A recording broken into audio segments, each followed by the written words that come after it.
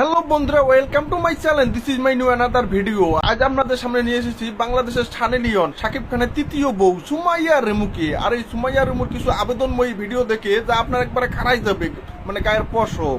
সুমাইয়া রেমুর এইরকম ড্যান্সের কাছে কোনো নায়িকা চান্স পাবে না ভাই, আমি শিওর বলতেছি কোনো নায়িকা চান্স পাবে না। কেন জানেন? দেখেন কি সুন্দর একটা ড্যান্স দিতেছে। সুমাইয়া রেমুকে যদি 80 বছরের বৃদ্ধ দাদাও দেখে, তাহলে বৃদ্ধ দাদারও একবারে খারাই যাবে, কি জানেন? গায়ের পশম।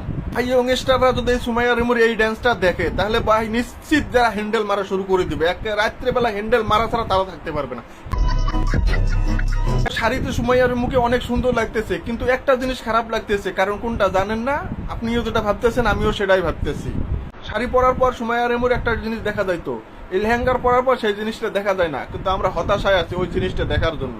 কিন্তু আজ ভিডিওটা এই পর্যন্ত। যদি ভিডিওটা ভালো লাগে থাকে তাহলে অবশ্যই ভিডিওটিতে লাইক দিয়ে চ্যানেলটা যদি সাবস্ক্রাইব না করে থাকেন অবশ্যই সাবস্ক্রাইব করার অনুরোধ রইল।